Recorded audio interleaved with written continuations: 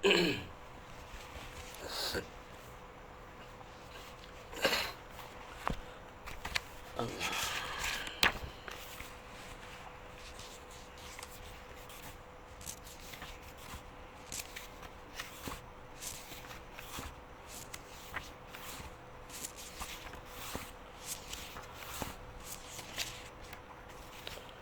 الله الرحمن الرحيم. الحمد لله رب العالمين، والصلاة والسلام على سيد المرسلين وعلى آله وصحبه أجمعين. قال رب اشرح لي صدري ويسر لي أمري واحلل عقدة من لساني يفقه قولي. نويت التعلم والتعليم والتذكر والتذكير والنفع والانتفاع والإفادة والاستفادة والحث على التمسك بكتاب الله وسنة رسوله صلى الله عليه وآله وسلم، والدلالة على الهدى ابتغاء مرضاته وثوابه وقربه سبحانه وتعالى. Assalamualaikum warahmatullahi ta'ala wabarakatuh.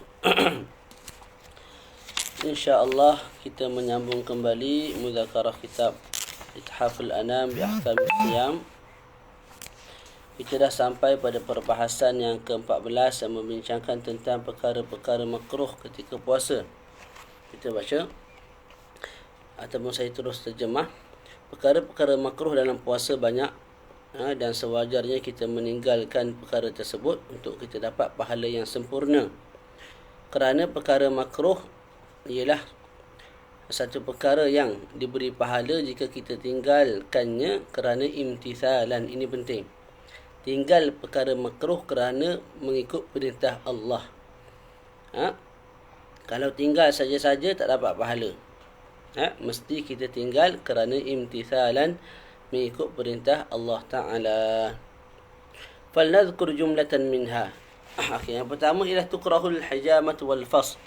Makruh kita berbekam, sama ada di kepala, tak di muka ataupun di belakang badan. Makruh ketika mana sedang berpuasa, kerana ianya melemahkan badan.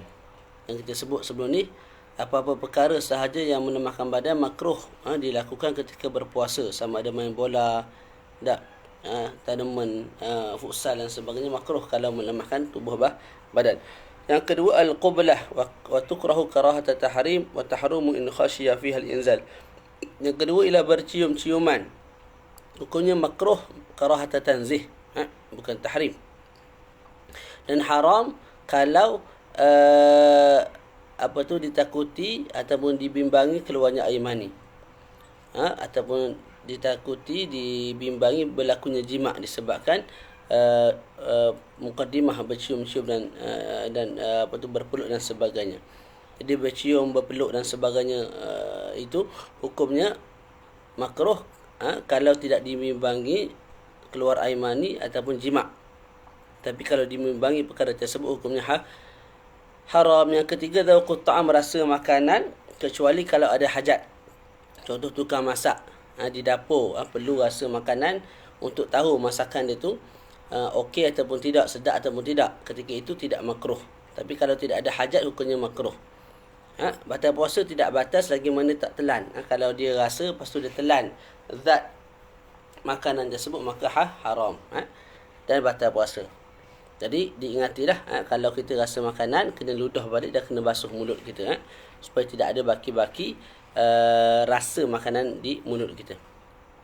Okey. Yang keempat, madghul luban al-'alq ghair al-mashhub bisukkarin ataupun bisukrin aw ghairih. Kemudian perkara yang keempat makruh ialah kita mengunyah chewing gum yang tidak ada rasa apa-apa. Tu disebut kat sini luban dakar yang saya jual tu lah. Hukumnya makruh dikunyah kerana ia menyebabkan dahaga. Kerana ia menyebabkan rasa dahaga. Makruh kalau tidak ada perasa. Jadi kalau chewing gum yang dijual hari ni, coklat tu, gula-gula tu, tak, yang tu kalau kita kunyah batal lah. Sebab apa? Ada rasa manis, rasa masam dan sebagainya yang masuk ke dalam jauf, iaitu dalam perut kita. Ketika itu batal puasa. Yang kelima, bersedak-sedak dengan mendengar sesuatu yang cantik, muzik yang cantik, yang sedap. Dan kita melihat sesuatu yang indah, bunga dan sebagainya. kita menyentuh bunga ataupun menyentuh benda-benda yang comel, tak menghidu bau-bau yang wangi seperti bau kasturi, bau bunga dan sebagainya, hukumnya makruh. Jadi bulan puasa ni kita tinggalkan perkara-perkara itu sekalipun harus, supaya terzahirnya atharus siyam dalam jiwa kita, iaitu perasaan kesusahan dan ialah perasaan kesusahan itulah, supaya kita rasa kehidupan orang lain yang hidup susah, yang tidak seperti kita. Yang keenam, as-siwaku ba'da zawal ila al-ghurub 'ala al-mu'tamad fi madhhab al-imam Asy-Syafi'i wa qala jama'atun min asy-Syafi'iyyati wa ghairihim la yukrah. Yang keenam ialah bersiwak, iaitu gosok gigi selepas daripada zuhur sampai ke maghrib. Ini pandangan yang muktamad dalam mazhab al-Imam Asy-Syafi'i, walaupun sebahagian jama'atun min asy-Syafi'iyyah, sebahagian ulama Syafi'iyah juga mengatakan tidak makruh. Jadi khilaflah, adakah makruh bersiwak? Pendapat muktamad, kalau siwak itu berlaku selepas zuhur, hukumnya makruh.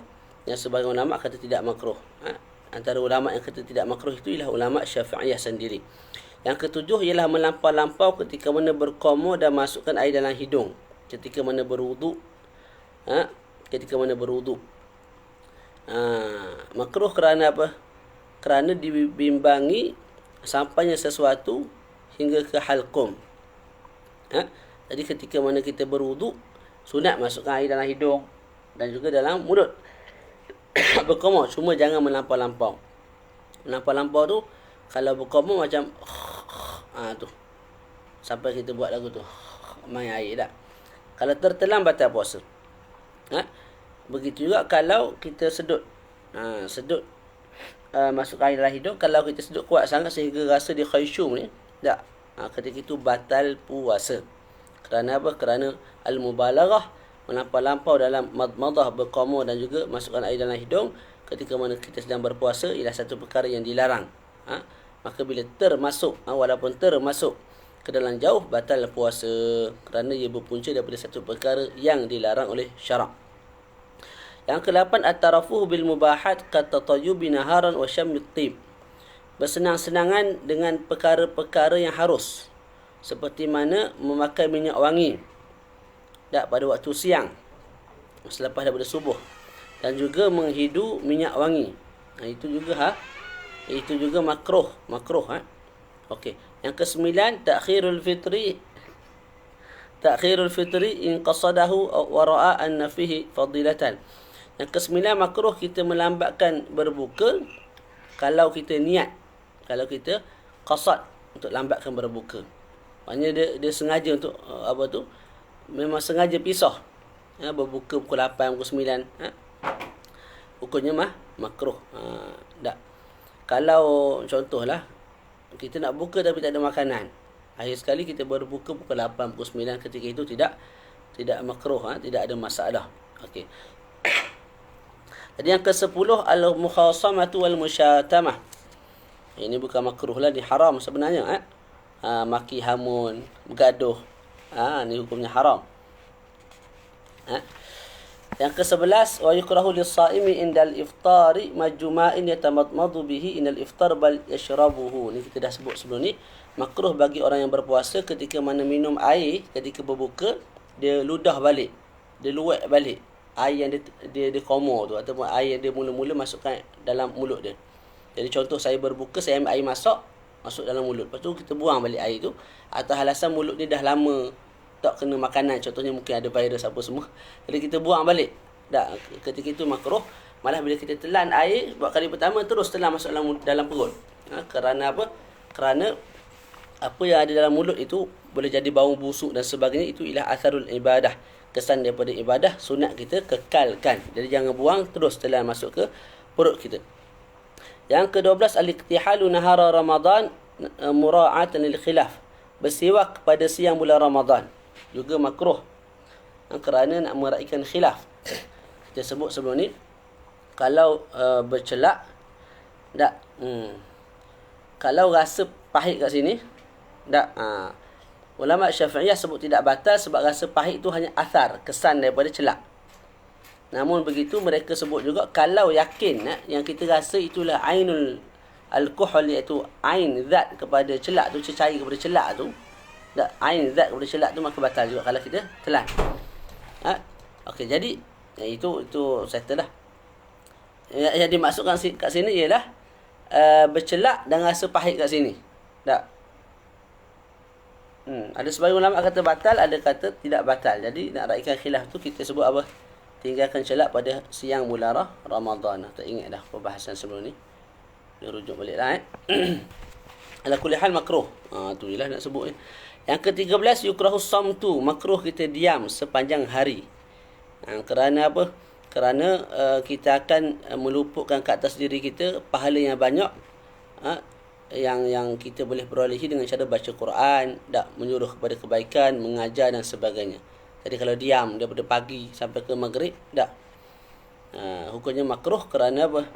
Sepatutnya waktu bulan Ramadan ni kita perbanyakkan baca Quran, tadabbur Quran, mudarasah, lepas tu mengajar, belajar dan sebagainya yang perlu kepada bercakap.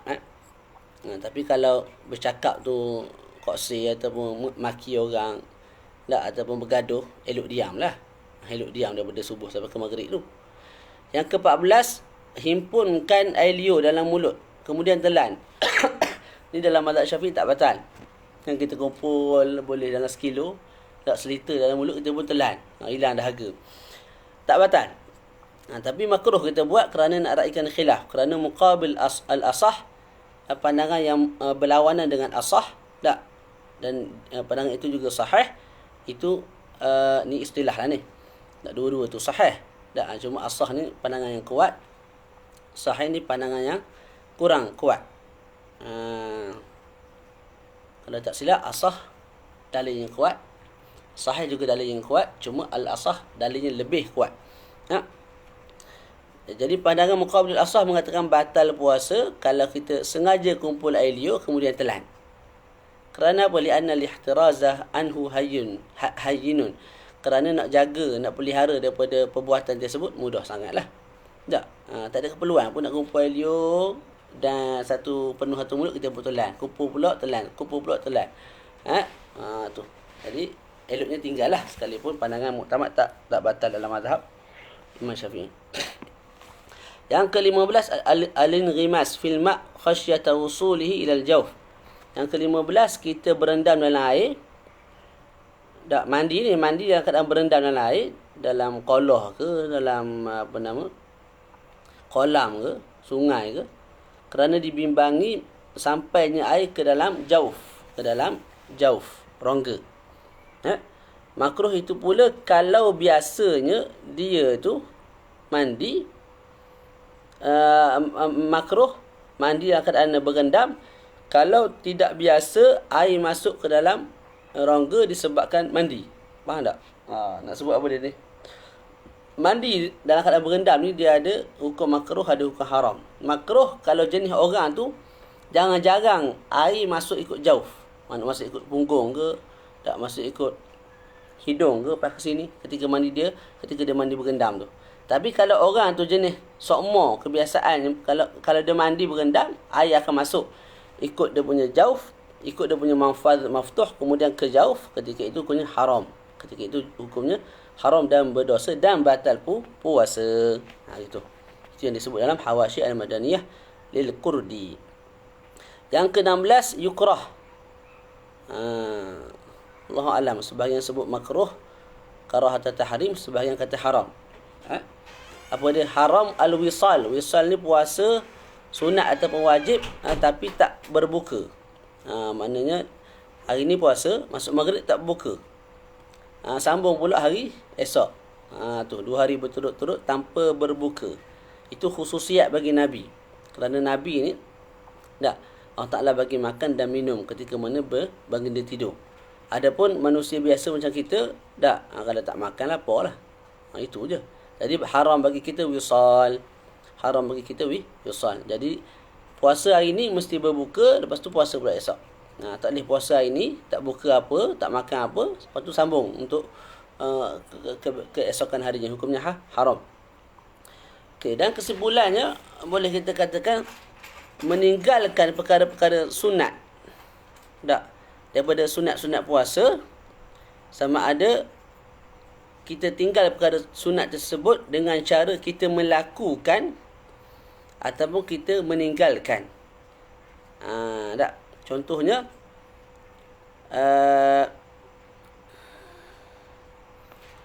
kita melakukan siwak selepas daripada zuhur. Sedangkan meninggalkan siwak itu sunat. Dituntut ketika mana kita sedang berpuasa. Jadi kalau kita lakukan siwak selepas zuhur, hukumnya makruh. Ataupun kita tinggalkan, iaitu kita tinggalkan suhur. Kita tinggalkan suhur, hukumnya juga makruh.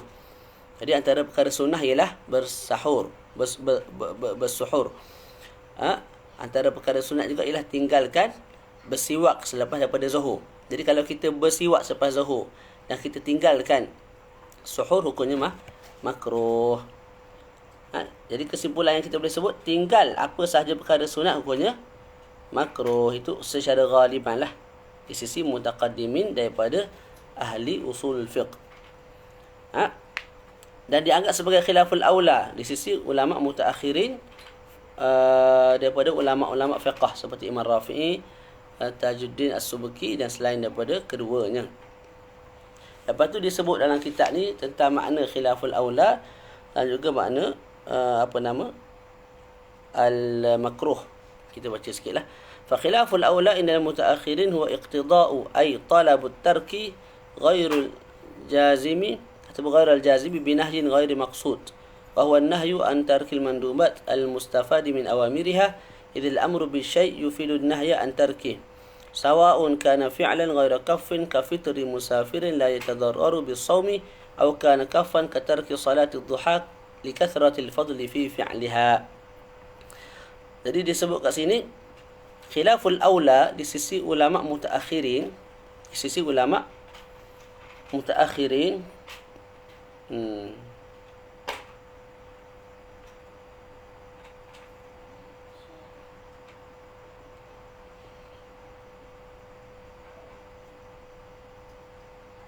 Okey. Jadi kita ada pandangan ulama mutaakhirun, kita ada pandangan ulama mutaqaddimun. Ulama mutaakhirun, ulama yang terkemudian mengatakan khilaful aula ialah iqtida', iaitu talab, tuntutan meninggalkan satu perkara yang dilarang. Tuntutan meninggalkan cuma tuntutan itu tidak putus 100%. Sekira-kira kalau buat pun tak berdosa lah. Talabut tarki ghairal jazimi binahyin ghairi maqsud. Tuntutan untuk meninggalkan dengan satu larangan yang tidak maksud. Dengan satu larangan yang tidak maksud. Apa larangan tidak maksud?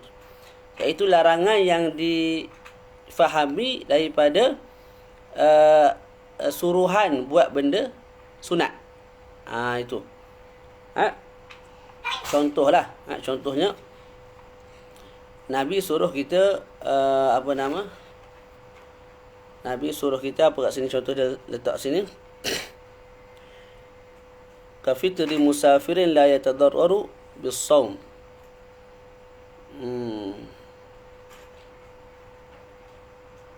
Okey, Nabi suruh, ni contoh Nabi suruh kita puasa kalau Nabi suruh kita berpuasa kalau kita musafir dan kita mampu untuk berpuasa.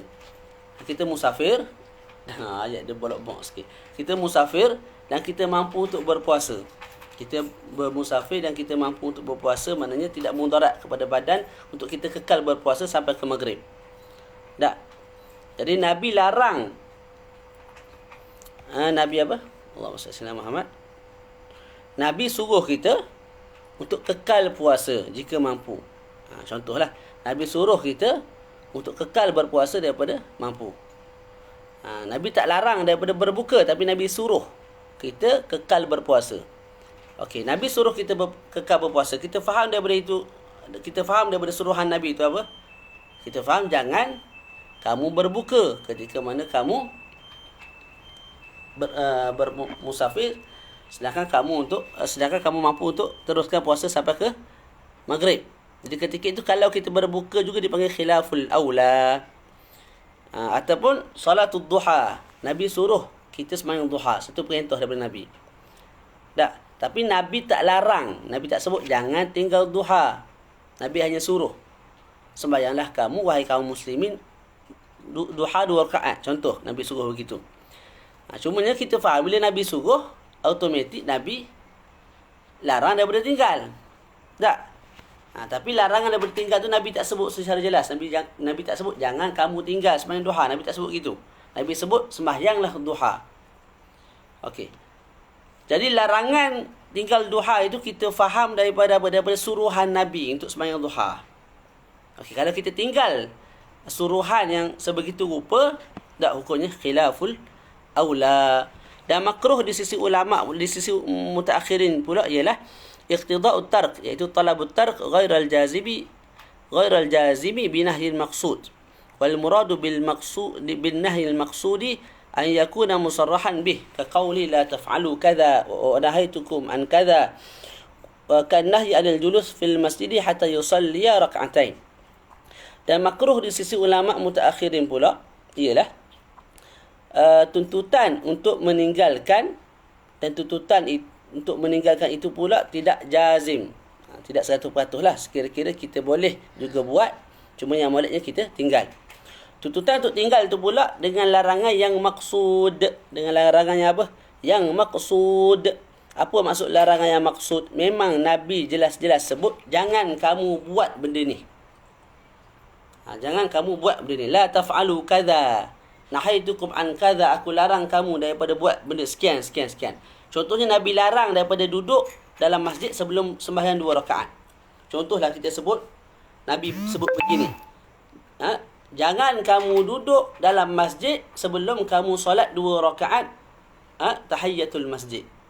Nabi larang. Jelas tak Nabi larang? Nabi sebut jangan duduk. Kita pun duduk juga, hukumnya makruh. Boleh tak? Jadi khilaful aula, kita buat satu perkara yang Nabi larang, cuma larangan itu difahami daripada perintah Nabi. Makruh, kita buat satu perkara yang Nabi larang, dan larangan itu memang jelas Nabi sebut jangan buat sekian. Kita buat juga. Ketika itu dipanggil makruh. Itu di sisi ulama mutaakhirin. Adapun di sisi ulama mutaqaddimun yang terdahulu, فيطلقون المكروه على ذي النهي المخصوص وغير المخصوص وقد يقولون في الأول مكروه كراهة شديدة كما يقال في قسم المندوب سنة مؤكدة ويقولون في الثاني أي خلاف الأولى مكروه فقط. Adapun mutaqaddimun, mereka mengitlakkan lafaz makruh ke atas larangan itu datang berbentuk nahyi yang makhsus, larangan yang khusus ataupun tidak khusus. Maknanya larangan yang la taf'alu kadza nahitukum an kadza, ataupun larangan yang diperolehi daripada suruhan Nabi. Dua-dua tu. Itu dipanggil makruh di sisi ulama mutaqaddimun. Dan ada kala mereka mengitlakkan ke atas makruh, ke atas larangan Nabi yang dilarang secara khusus dengan lafaz makruh karahatan syadidatan, dan ke atas larangan yang tidak khusus, iaitu larangan yang diperolehi, yang difahami daripada suruhan Nabi dengan perkataan mereka dengan perkataan mereka makruh sahaja. Jadi kalau larangan tu dengan nahyun yang maqsud, maka dipanggil sebagai makruh karahatan syadidah. Kalau larangan itu bukan dengan nahyun maqsud, sekira-kira nahyun ghairu maqsud, maka dipanggil sebagai makruh sahaja. Itu ada kala mereka menamakan sebegitu rupalah. Tapi kebiasaannya di sisi mutaqaddimun, kalau perkara itu mereka mengitlakkan makruh ke atas larangan yang maksud ataupun tidak maksud. Yang tu faham, alhamdulillah. Tak faham boleh dengar baliklah, insya-Allah. Jadi khilaful aula di sisi fuqaha, di sisi ulama fiqh, ialah tingkatan antara karahah dan ibahah. Jadi makruh ke atas, kat tengah tu ialah khilaful aula, yang kat bawah tu ialah ibahah. Jadi perbezaan antara karahah dan juga khilaful aula ialah semata-mata istilah fiqhi, dan tidak ada pergaduhan ataupun musyahah bainal istilah. Antu boleh bacalah tu bainal ulama usul. لذا قال الزركشي والتحقيق إن خلاف الأولى قسم من المكروه ودرجات المكروه تتفاوت كما في السنن إلى آخره. Itu boleh baca. Ala kulli hal, sudah selesai bincang tentang perkara makruh dalam bab puasa. Tu khilaful aula, ta'rif makruh apa semua tu di sesi mutaqaddimun, mutaakhirin, itu boleh rujuk kembali dalam kitab ini ataupun kitab usulul fiqh. Boleh Kemudian kita masuk perbahasan yang ke-15. Baca lagi je. Okey, perbahasan yang ke-15 ialah fi bayani hukm siwaki lis-shaim, hukum bersiwak bagi orang yang berpuasa. Yukrahu siwaku ba'da zawali lis-shaimi, makruh bersiwak selepas daripada gelincir matahari, iaitu selepas daripada zuhur, bagi orang yang sedang berpuasa, sama ada puasa wajib ataupun puasa sunat. Ini di sisi Imam Asy-Syafi'i dan dianggap sebagai muktamad di dalam mazhab al-Imam Asy-Syafi'i radhiyallahu anhu. Dan Imam Syafi'i berhujjah dengan hadis yang sahih, disebut la khulufu famis shaimi atyabu 'indallahi min rihil misk. Kita sebut sebelum ni bacaannya ialah khuluf, bukan khuluf. Khuluf ialah orang yang banyak kali mengingkari janji. Khuluf ialah bau yang ada pada mulut orang yang berpuasa. Jadi bau mulut orang yang berpuasa lebih wangi di sisi Allah Ta'ala daripada bau kasturi. Dan siwak pula akan menghilangkan bau tersebut. Jadi bila Nabi sebut bau itu lebih wangi daripada bau minyak kasturi, maka dituntut kita kekalkan bau tersebut pada mulut kita. Jadi kalau kita siwak, hukumnya makruh. Sebab apa? Menghilangkan bau yang dituntut untuk kita kekalkan. Kemudian kenapa makruh hanya selepas daripada zuhur? Sebab ghalibnya bau itu wujud selepas daripada zuhur. Selepas daripada zuhur. Waktu siang jangan berbau lah. Okey, boleh. Kemudian kena ingat jugalah. Kadang takut ada orang tanyalah, Ustaz, Nabi sebut wangi, warna gamuk saya bau mulut bini, bau busuk banga. Ketika mana isteri sedang berpuasa. Maksud wangi kat sini di sisi malaikat Allah Ta'ala. Jadi kalau malaikat lalu depan mulut kita, wangilah. Maknanya lebih wangi daripada kasturi. Bukan maksud dia wangi-wangi sungguh. Lepas ni duduk depan mulut orang puasa, tak hidung. Puas lah lagu tu. Jadi agama ni bukan difahami dengan zahir begitu sahaja. Ada benda yang kita tak boleh nak jangkau dengan akal fikiran kita. Jadi bau wangi kat sini ialah di sisi pada malaikat Allah Ta'ala. Dan banyaklah pandangan-pandangan ulama' mengenai perkara ini. Ada sebahagian kata yahsulu li sahibihi min ath-thawabi akthar mimma yahsulu li sahibil misk. Pahala yang diperolehi oleh orang yang kekalkan bau mulut ketika mana berpuasa itu, pahalanya lebih banyak daripada pahala orang yang pakai minyak wangi. Minyak wangi pakai itu juga satu tuntutan tak? Jadi pahala kekalkan bau mulut tu lebih banyak daripada pahala orang yang pakai minyak wangi. Jadi banyaklah pandangan. Qala al-Imam al-Qastallani, Imam al-Qastallani berkata, telah bertembung di sini dua perkara. Yang pertama, tahsilu fadilatin wa tafwid. Apa dia nak sebut ni? Bersiwak itu satu fadilah, satu tuntutan sunat. Menghilangkan bau mulut ketika mana berpuasa ialah satu perkara yang dilarang. Jadi bertembung kat sini. Kalau kita nak buang bau mulut, kalau kita nak bersiwak, kita akan buang bau mulut yang disunatkan kita kekalkan. Tapi kalau kita nak kekal, apa nama nak sebut ni? Bolak box sekali semula. Allahumma salli ala Muhammad. Siwak satu tuntutan. Cuma kalau kita nak bersiwak menyebabkan bau mulut hilang, boleh tak? Jadi bertembung nak kat sini. Apa yang bertembung? Kita nak memperolehi satu ganjaran, iaitu bersiwak. Tapi kalau kita buat ganjaran, kita nak bersiwak, dia akan menghilangkan ganjaran yang lain. Dia akan meluputkan ganjaran yang lain, iaitu membiarkan bau mulut pada yang ada pada mulut kita lah ketika mana sedang berpuasa. Maka Imam Qastallani berkata dalam Madarikul Maram, fatahsilu thawabis siwaki amrun mawhum liwujudi niza'. Kita cuba untuk memperolehi pahala bersiwak, satu perkara yang mauhum, satu perkara yang belum pasti. Adakah kalau kita bersiwak pada bulan Ramadan selepas daripada zuhur dapat pahala? Wallahu alam. Sebab apa wallahu alam? Sebab ada niza', ada perbezaan pandangan ulama. Boleh jadi ulama yang kata makruh tu menang, betul. Dah. Jadi belum tentu kalau kita bersiwak dapat pahala. Wa fadilatul khuluf amrun muttafaqun alaih. Tapi fadilat kekalkan bau itu satu perkara yang ittifaq, sepakati. Maka kekalkan bau lebih aula. Kerana apa? Kita buat satu perkara yang disepakati. Okey. Lepas tu apa dia punya hikmah kita kekalkan bau, disebut kat sini wa min haitsul makna innahu ibadah. Puasa itu ibadah dan Nabi menyaksikan itu satu perkara yang baik, yang comel.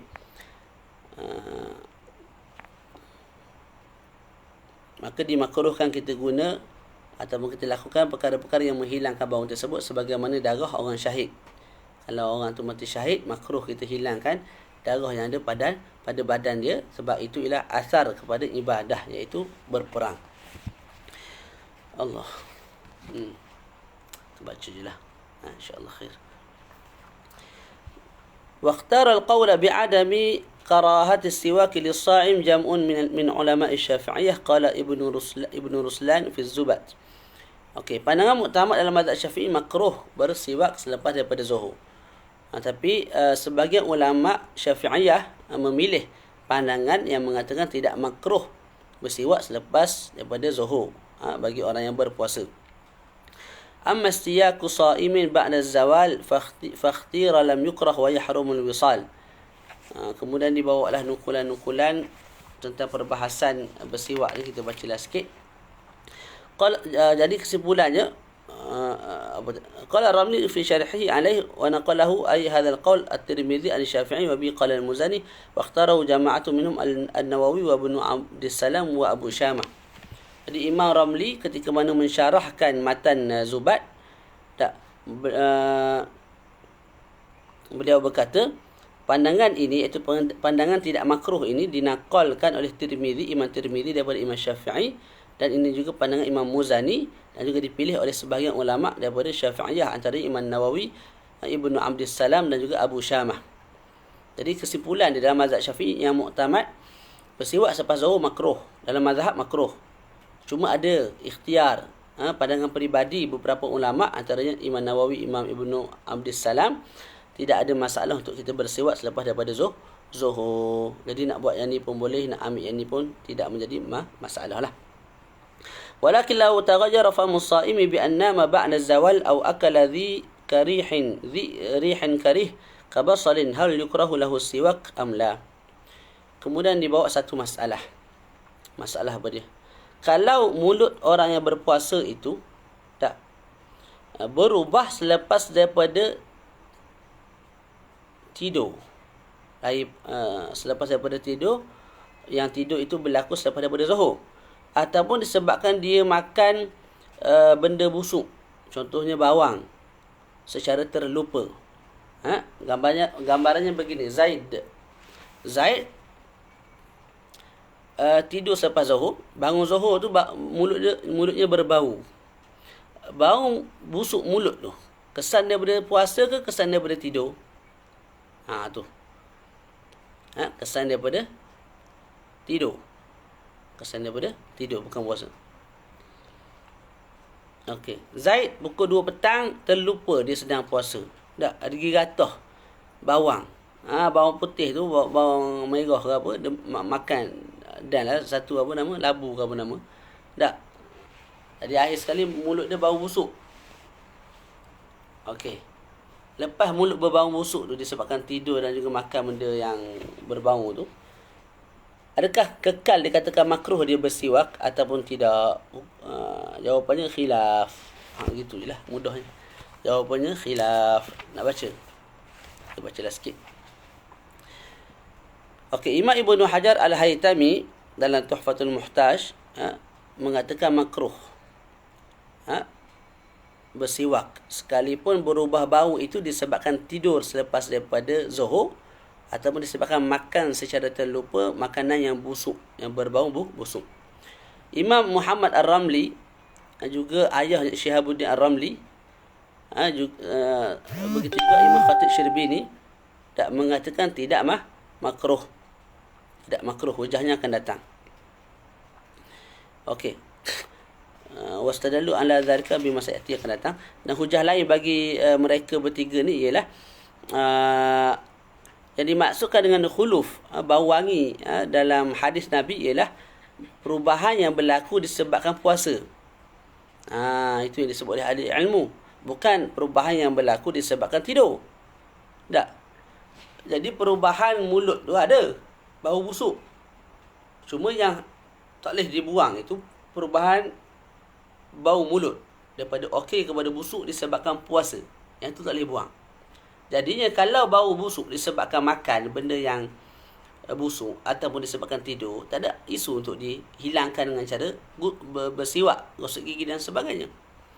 Tak. Jadi kesimpulan yang kita boleh sebut kat sini, Imam Ibnu Hajar kata tidak makruh. Imam Ibnu Hajar sebut makruh, kekal makruh. Imam Ramli, anak dengan ayah, dan juga Imam Khatib Syirbini kata tidak makruh. Khilaf jugalah. Lepas tu disebut qala fi Fathil Mu'in. Lepas tu bawah tu ada macam-macam lah.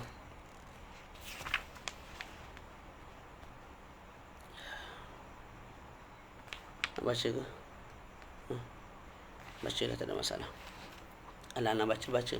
Qala fi Fathil Mu'in wa yukrahu siwakum ba'da az-zawal wa qabla ghurubin wa innama aw akala karihan nasiyan. Qala syarihuhu ay yukrahu wa innama ba'da az-zawal aw akala shay'an karihan kabasalin nisyanan wa hadha huwa alladhi istawjahahu shaykhuhu Ibnu Hajar wa ibaratuhu fi bab al-wudu' walau akala ba'da az-zawal nasiyan mughayyiran aw nama wa intabaha karihan aidan 'ala al-wajhi li'annahu la yamna' taghayyur as-sawm ففيه إزالة له ولو ضمنا فأيضا فقد وجد مقتضي وهو التغير ومانع هو الخلوف والمانع مقدم.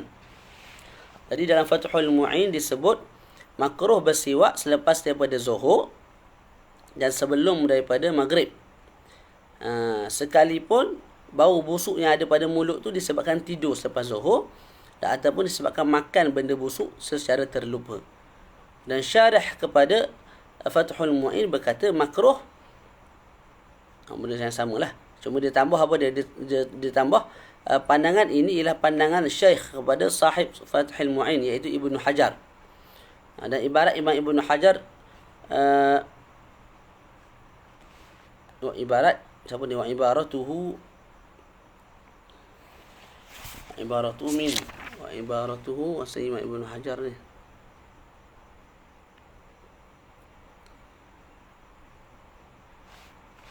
ibaratuhu ay wa ibaratu Ibnu Hajar fi babil wudu.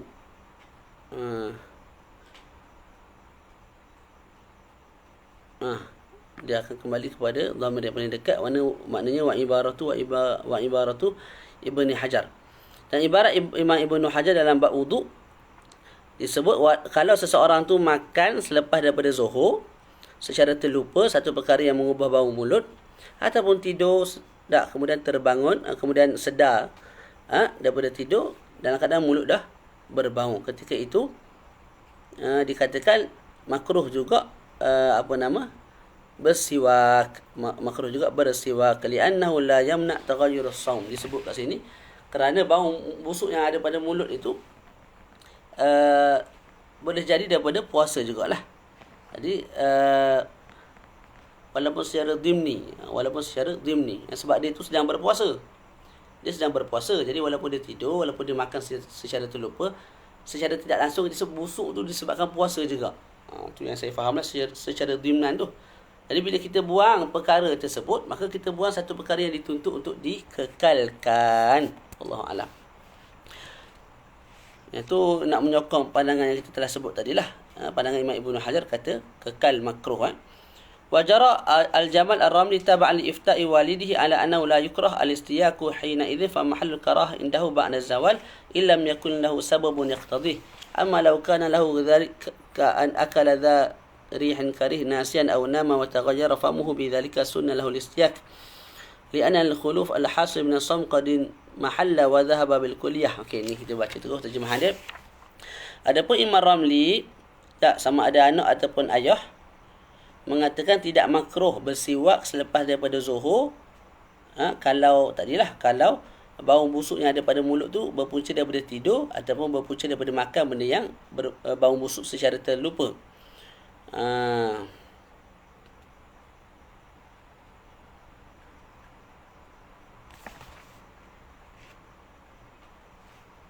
Jadi tidak makruh di sisi Imam Ramli, ayah dan juga anak.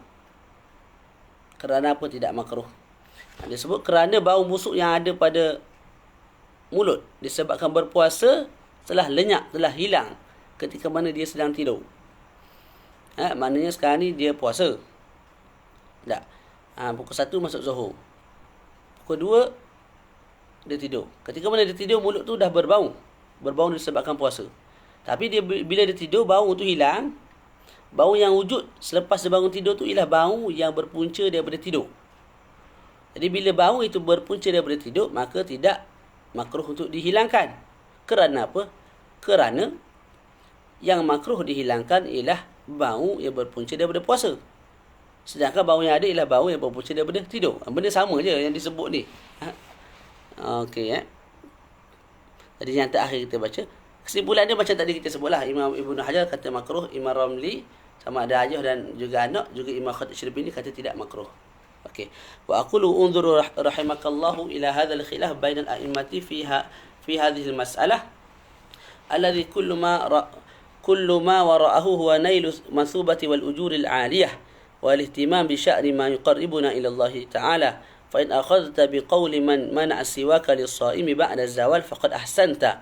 وإن أخذت بقول من اختار الجواز فلك ذلك كما يمكن لك إن كنت صائما أن تستاك تارة وتترك تارة أخرى وتجمع بين القولين كما هو فعل بعضهم. Jadi pengarang kitab kita sebut perhatikan wahai pembaca. Tak, khilaf yang berlaku antara ulama ini tidak lebih nak menunjukkan kepada kita betapa mereka bersungguh-sungguh untuk memperolehi pahala dan juga ganjaran yang tinggi. Ketika mana sedang berpuasa. Jadi kalau kamu nak ikut pandangan yang mengatakan makruh bersiwak selepas maghrib, selepas zuhur, silakan. Kalau nak Allah kuat Shopee ni. Kalau kamu nak ambil pandangan tidak makruh bersiwak selepas zuhur juga tidak ada masalah. Dan kalau kamu nak bersiwak pada hari tertentu dan kamu nak tinggalkan siwak pada hari tertentu dalam bulan Ramadan, itu juga tidak ada masalah. Dan ketika itu kamu telah menghimpunkan antara dua pandangan. Jadi ada hari kita gosok gigi selepas zuhur, ambil pandangan yang mengatakan boleh. Ada hari kita tidak gosok gigi selepas zuhur, ambil pandangan yang mengatakan makruh. Ketika itu kita telah menghimpunkan dua pandangan. Dan itulah dilakukan oleh sebagian ulama. Allah. Okey, terus baca, tidak ada masalah. Mazhab fuqaha yang lain dalam masalah ini. Yang pertama ialah Imam Ahmad bin Hanbal. Beliau mengatakan sunat meninggalkan siwak bagi orang yang berpuasa selepas daripada zuhur. Itu di sisi Imam Ahmad bin Hanbal. Okey. Itu poin yang pertama. Poin yang kedua disebut daripada Imam Ahmad bin Hanbal juga ada dua riwayat. Dua riwayat bersiwak dengan kayu sugi yang basah, yang masih basah, bukan yang kering. Ada riwayat pertama mengatakan makruh sebagaimana poin yang pertama. Riwayat kedua mengatakan tidak makruh. Dan Ibnu Qudamah berkata ahli ilmu berpandangan tidak ada masalah, tidak menjadi isu kalau bersiwak pada awal an-nahar. Awal an-nahar ni mana sebelum zuhur lah. Kalau kalau kayu sugi itu kayu sugi itu kering. Yang ketiga, wa dhahaba al-hanafiyyah wal malikiyah ila anna al-istiyaka la yukrahu ba'da az-zawal. Di sisi mazhab Hanafi dan juga Maliki, mereka mengatakan bersiwak selepas daripada zuhur tidak menjadi masalah. Dan juga ini dianggap sebagai satu wajah di sisi ulama Syafi'iyah dalam puasa sunat. Dalam puasa sunat. Okey.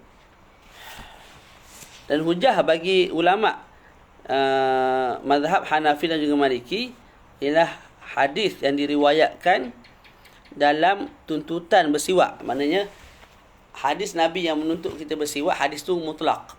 Hadis tu tak sebut bersiwaklah dalam bulan selain daripada Ramadan. Bulan Ramadan jangan bersiwak. Hadis tu tak sebut lagu tu. Hadis itu tidak sebut begitu. Jadi bila hadis tu umum, maka umum. Bulan Ramadan ke tak bulan Ramadan ke, sunat kita bersiwak. Mereka juga berhujah dengan hadis yang diriwayatkan oleh Sittina Aisyah radhiyallahu anha. Sesungguhnya Sayyidatuna Aisyah berkata, qala Rasulullah sallallahu alaihi wasallam, telah bersabda Nabi Muhammad sallallahu alaihi wasallam, min khairi khisalis saimi as-siwaku. Antara perkara yang baik bagi orang yang berpuasa ialah bersiwak. Jadi Nabi sebut jelas-jelas tu. Tak, antara perkara yang baik bagi orang yang berpuasa ialah bersiwak. Jadi siwak. Cuma dia jawab hadis ini dhaif. Bila dhaif, maka tak boleh jadi hujah dalam hukum fiqh. Begitulah ulama-ulama kita berbahas. Cuma kita jangan gaduh bab-bab lagu ni lah. Kita baca satu lagi. Al-mabhath al-sadis ashar. Ini mudah ya. Ya ahlan ya dhakwan. Al-mabhath al-sadis ashar. As-sadis ashar. Fi bayani hukmi at-tib lis-saim. Perbahasan ke-16. Nak habis dah ni. Kita ada 20 perbahasan. 19. Rasanya dalam kitab baru ada 20 perbahasan. Yang Habib Ahmad cetak tu 20 perbahasan. Tapi rasanya sama je kot. Kita ada 19. Saya ceritakan Darul Faqih. Allah alam kat mana yang Habib tambah tu. Ataupun ni mungkin cetakan baru lah. Yang cetakan lama ni 2008 lagi ya. Tab'atun ula. Cetakan pertama. Mungkin cetakan selepas tu 2008 ni, maknanya sekarang ni 2021 dah, dalam 11 tahun dah. Mesti ada penambahan lah yang baru yang ditambah oleh pengarang kitab sendiri tak. Jadi dalam kitab yang baru ada 20 perbahasan. Boleh dapatkan kitab daripada Ustaz Farhi. Hafizahullah, saya ada share dekat saya punya Facebook. Belilah satu kitab untuk ulang kaji lah, terutama asatidah lah. Kita support lah bisnes member tak. Jual kitab ni. Jangan PDF je. Nanya member tak. Okey, al-mabhath as-sadis ashar fi bayani hukmi at-tib lis-saimi. Sikit lagi. Baru 11, 14 lambat lagi. Malam masih muda. Hukum memakai minyak wangi bagi orang yang berpuasa. Apakah hukumnya? Disebut dalam kitab kita ni, sewajarnya bagi orang yang berpuasa untuk pelihara dirinya daripada syahwat-syahwat. Perkara-perkara yang lazat, perkara-perkara yang syok. Sekalipun perkara itu harus. Antara perkara yang harus ialah memakai minyak wangi. Kerana apa kita kena pelihara perkara tersebut? Maknanya jangan buat perkara tersebut, jangan pakai minyak wangi ketika sedang berpuasa. Cuma ingatlah, kita dah sebut sebelum ni, sunat sebelum masuk subuh tu kita pakai minyak wangi, sunat. Tapi bila masuk subuh dah, makruh kita pakai minyak wangi sampai ke maghrib. Supaya terhasilnya samaratus saum. Buah bagi, hasil bagi puasa. Kerana minyak wangi ni ghalibnya menimbulkan syahwat. Sedangkan puasa nak mematahkan syahwat. Oleh sebab minyak wangi itu secara ghalibnya menimbulkan syahwat, maka dilarang perempuan untuk memakai minyak wangi ketika mana keluar daripada rumah. Tak, kerana dibimbangi menaikkan syahwat lelaki-lelaki yang ada di laluan perempuan tersebut. Dan juga untuk menutup pintu fitnah. Dalam hadis Nabi sebut ayyuma imra'atin ista'tarat ista'tarat famarrat ala qaumin la yajidu rihaha fahiya zaniyatun. Tu mana-mana wanita, Nabi bersabda, yang pakai minyak wangi dan dia lalu pada satu kaum, sedangkan kaum itu dapat menghidu bau wangi tersebut, maka perempuan itu ialah zaniyah, dapat pahala seorang penzina. Na'udzubillah lah. Ini sedaya upaya lah. Sedaya upaya lah. Kalau kita tak boleh nak nasihat mak ayah kita ke, kita punya adik-beradik ke, paling tidak pun tulislah di Facebook ke, perkara-perkara tersebut supaya mereka terbaca. Kadang-kadang kita nak ajak adik-beradik itu lebih susah daripada kita ajak orang lain. Itu satu. Yang keduanya, sedaya upaya kita sebagai ketua dalam family kita, kalau kita dah kahwin, jangan bagi bini kita pakai benda-benda lagu tu, anak kita pakai benda-benda lagu tu. Kita ambil dengan azimah lah. Ada yang kata boleh pakai sekadar untuk menutup bau badan, tapi jangan bau yang terlalu kuat sehingga menimbulkan fitnah. Kita sebut tak payahlah pakai perkara tersebut. Pakai saja benda-benda yang boleh menghalang bau badan. Dia ada benda-benda yang tak wangi tapi boleh menghalang bau badan, ada. Beli yang tu sudah. Tak perlulah beli minyak wangi yang menyebabkan beli minyak wangi atas alasan nak menahan bau busuk badan. Akhir sekali secara tak langsung timbul rasa nak suruh orang hidu. Dan fitnah yang ada pada hari ini banyak berpunca daripada perkara tersebut lah. Dengan masalah susah nak bagi kahwin dengan mahalnya, kos perkahwinan, lepas tu dengan perempuannya pakai tak berapa nak molek, dengan internetnya terlalu mudah untuk kita search benda-benda tidak elok. Na'udzubillah. Jadi itulah maksiat berleluasa. Lepas tu kita tanya kenapa COVID masih ada, masih wujud, tak turun-turun kesnya. Sedangkan kita tak pernah pun nak cuba islah ataupun turunkan kes-kes COVID itu dengan cara yang lain, iaitu dengan cara menarik rahmat Allah Ta'ala, dengan cara kita hindar perkara-perkara maksiat. Jadi disebut oleh Habib Omar hafizahullah Ta'ala, kaedah bala turun kerana maksiat, bala terangkat kerana taubat, itu satu kaedah yang memang biasa, memang dah lekat molek dalam jiwa, dalam kepala para ulama terdahulu dan juga para salafus salih. Zaman hari ni je orang duk berbicara tentang vaksin, tentang penjarakan sosial, tentu benda semua tu dituntut. Kita tidak katakan tidak dituntut, perkara itu dituntut. Tapi ada satu lagi cara untuk menarik ataupun membuang benda-benda musibah yang Allah Ta'ala berikan kepada kita, iaitu dengan cara bertaubat. Sebab tu kita jangan mudah sangat nak pandang hina, nak pandang lekeh, nak pandang jijik bila mana ada sebahagian asatidzah kita yang menulis berjuang bersungguh-sungguh untuk mengembalikan masjid dibuka dengan SOP yang ketat.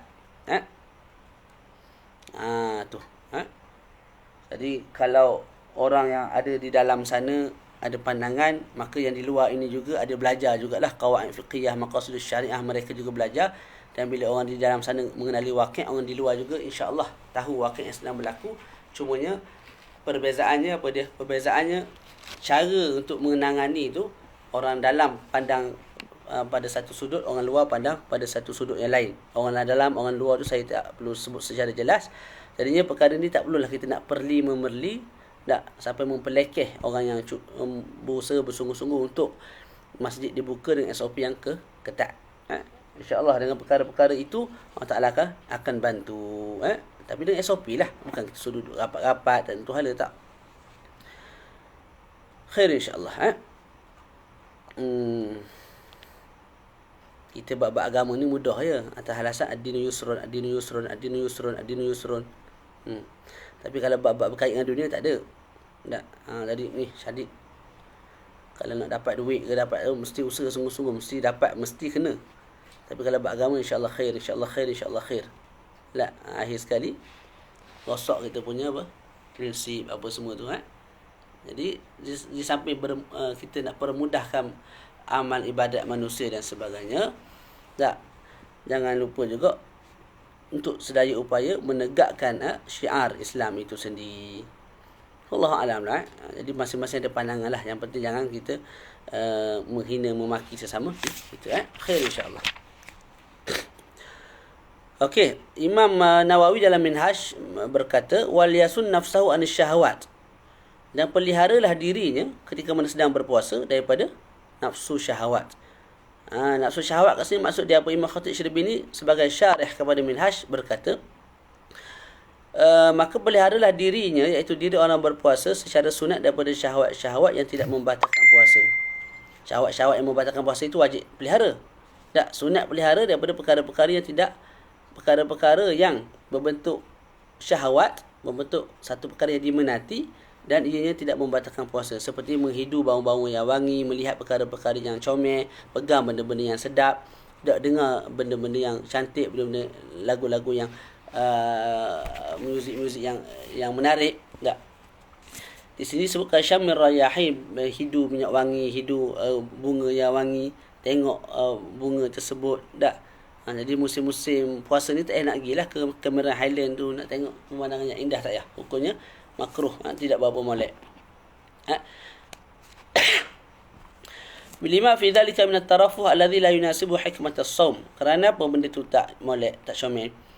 Kerana bersenang-senangan ketika berpuasa ini menafikan hikmah bagi berpuasa, iaitu nak mematahkan nafsu syahwat dan nak meninggikan taqwa dan nak menguatkan jiwa. Okey. Dan dalam Fathul Mu'in secara jelas menyebut bitarki masitib wa syammih, tuntutan untuk meninggalkan minyak wangi dan juga cium minyak wangi. Jadi sentuh minyak wangi, pakai minyak wangi lah maknanya. Tak. Makruh, begitu juga kalau syam, cium minyak wangi. Dan Ibnu Hajar berpandangan di dalam Tuhfah dan juga Al-Fathah. Al-Fathah bila disebut oleh Imam Ibnu Hajar, bila disebut Al-Fathah milik Imam Ibnu Hajar, maknanya Fathul Jawad. Jangan faham Fathul Mubin, Syarah Arba'in, ataupun Fathullah, jangan. Al-Fathah itu Fathah Al-Jawad. Okey, Imam Ibnu Hajar berpandangan di dalam kitab Tuhfah dan juga Fathul Jawad, pandangan Imam Ibnu Hajar ini tidak lebih mengikut kepada Syekhul Islam Syekh Zakaria Al-Ansari, annahu la yusannu lahu, tidak disunatkan memakai tip ketika mana sedang berpuasa. Malah Syekhul Islam dalam tempat yang lain, dalam kitab yang lain mengatakan makruh bagi seseorang itu yang sedang berpuasa memakai tip. Okey, semuanya Abu Makhramah dan juga Abu Qudam bacaan tak? Kata sunat pakai juga tip kalau nak hadir Jumaat. Wa qala Jurdani wa qadiyatu ma taqarrara annahu la yusannu lis-sha'im yawm al-jum'ah.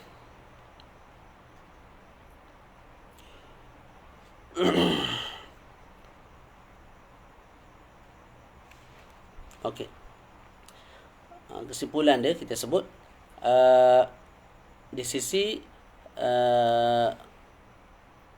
Sahih Fathul Mu'in, begitu juga di sisi Syarih Fathul Mu'in, makruh pakai minyak wangi, cium minyak wangi.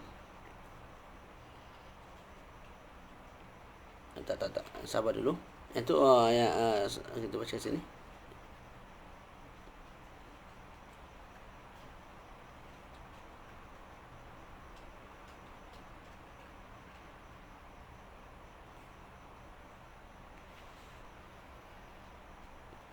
Yang saya faham lah Imam Ibnu Hajar, Syekhul Islam Syekh Zakaria Al-Ansari mengatakan makruh pakai minyak wangi sekalipun ketika mana kita nak pergi Jumaat dalam bulan puasa.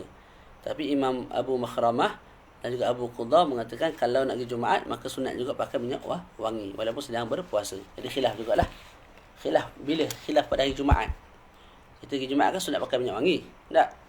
Jadi kalau hari itu kita sedang berpuasa, adakah sunat kita pakai minyak wangi ataupun tinggal? Khilaf. Sebahagian kata sunat juga pakai minyak wangi, sebahagian kata tak disunatkan. Imam Qailubi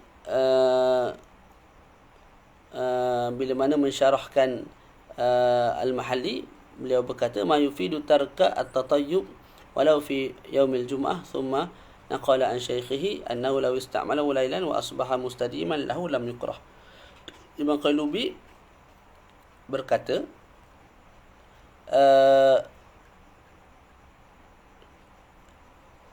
ini pandangan Imam Qaylubi mengatakan apa? Sunat meninggalkan at-tatayyub. Ini dia syarah kepada Mahalli lah. Apa tu? Sunat meninggalkan tatayyub. Maknanya makruh kalau bertatayyub, bakar minyak wangi walaupun pada hari Jumaat. Kemudian Imam Qaylubi menakalkan daripada gurunya. Tak, siapa dia gurunya? Kita kena tengok balik lah, kita tak ingat. Imam Qaylubi kalau dia sebut syaikhuhu, siapa dia maksud? Syaikh Imam Qaylubi. Jadi bagi syekh kepada Imam Qaylubi, kalau menggunakan minyak wangi itu pada waktu malam, tak.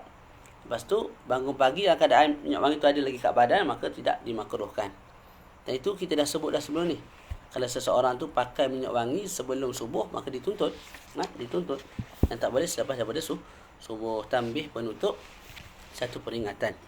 Lau ta'aradat karahatu masil at-tibi li-saimi wa raddi at-tibi fajtinabul massi awla lianna karahatahu tuaddi ila nuqsanil ibadah. Kalau bertembung hukum makruh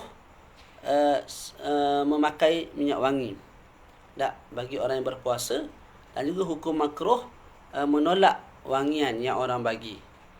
Yang mana kita kena dahulukan? Jadi kita sedang berpuasa, tiba-tiba ada orang bagi minyak wangi, kita nak ambil minyak wangi tu, nak pakai kat badan, makruh sedang berpuasa. Tapi kalau kita tolak minyak wangi pemberian orang lain, juga makruh. Nabi tak tolak pemberian yang berbentuk minyak wangi ni, wangian ni. Jadi bertembung dua perkara. Nak buat hak mana fajtinabul massi aula. Tak, kita meninggalkan minyak wangi lebih comel. Kerana apa? Kerana kalau kita pakai juga minyak wangi, hukumnya makruh dan akan mengurangkan nilai ibadah kita, nilai ibadah puasa kita. Jadi kita tolak dengan baik minyak wangi tersebut daripada orang yang memberi. Dan di sana ada perkara-perkara lain yang dimakruhkan untuk kita menolak kalau diberi oleh orang lain. Kerana apa? Kerana Nabi bila diberi oleh sahabat ataupun mana-mana manusia, orang, Nabi tidak menolak perkara tersebut. Disebut dalam syair, qad kana min sirati khairil wara salla alaihi Allahu tul az-zaman alla yarudda at-tiba wal muttaka wat tamr wal lahm ma'an wal laban wa awsalaha al-hafiz as-suyuti ila 70 faqala anil mustafa sab'un yusannu qabuluha idza ma biha qad athafa al-mar'u qilanu fahulwun wa albanun wa duhnun wisadatun wa rizqun muhtajin wa tibun wa raihan. Jadi ini 7 perkara yang disebut oleh Imam As-Suyuti, Al-Hafiz As-Suyuti dalam kitab beliau Az-Zakhair Al-Muhammadiyah. Daripada Nabi Muhammad sallallahu alaihi wasallam, 7 perkara yang sunat bila orang bagi kita terima. Tak. Yang pertama hulwun, kurma ke, tak, kismis ke, benda-benda manis. Orang bagi jangan kita tolak. Kedua, susu. Yang ketiga, duhnun, minyak. Minyak ni minyak badan ke, minyak rambut ke. Tak. Wisadah, wisadah ni bantal. Mana tempat kita nak letak tangan, nak letak kepala. Kalau orang bagi, contoh kita mari masjid, orang bagi wisadah, bantal untuk kita tidur. Tak, untuk kita letak tangan, untuk kita tempat mutakak, tempat kita nak ni. Tak, tempat kita letak kepala ke, waktu tu jangan kita tolak. Kemudian rezeki, ketika mana kita perlu, kalau orang bagi jangan kita tolak, makruh. Tapi kalau tak perlu, kita katalah tolak dengan baik, suruh bagi orang lain. Tapi kalau kita perlu, ambil lah rezeki yang orang bagi tu, orang bagi hadiah, bagi sedekah. Kemudian watib, tib ni minyak wangi. Waraihan, raihan ni apa makna dia? Kalau kita tengok kamus, maknanya ialah bunga. Boleh jadilah bunga. Allahu a'lam. Jadi itu perkara-perkara yang makruh bila orang bagi kita tolak. Wallahu ta'ala a'la wa a'lamu bis-shawab. Jadi selesai nanti kita akan masuk perbahasan 11.30 tepat. Kita akan masuk perbahasan yang ke-17, 18, 19. Jadi kita berbaki lagi 3 perbahasan. Kemudian kita khatamkan kitab ini. InsyaAllah selepas tu kita akan masuk ulang kaji kitab yang lain. Dalam perancangan nak baca Mu'nisul Jalis karangan guru kita Syekh Mustafa Abdul Nabi Hafizahullah. Cumanya kita tengok dululah, sebab kitab tu juga panjang. Boleh jadi kita baca kitab tu dalam masa yang sama kita baca kitab-kitab yang lain yang lebih ringkas juga, supaya dalam tempoh nak khatamkan kitab Mu'nisul Jalis, kita telah khatamkan juga kitab-kitab lain yang lebih ringkas. Jadinya cukup sekadar itu. Masing-masing dah mengantuk. Kita tutup majlis kita dengan tasbih kafarah dan suratul subhanakallahumma wa bihamdika asyhadu an la ilaha illa anta astaghfiruka wa atubu ilaik. Bismillahirrahmanirrahim. Al-'asri innal insana lafi khusr illa alladhina amanu wa 'amilus solihat wa tawasaw bil haqqi wa tawasaw bis sabr. Assalamu alaikum warahmatullahi taala wabarakatuh.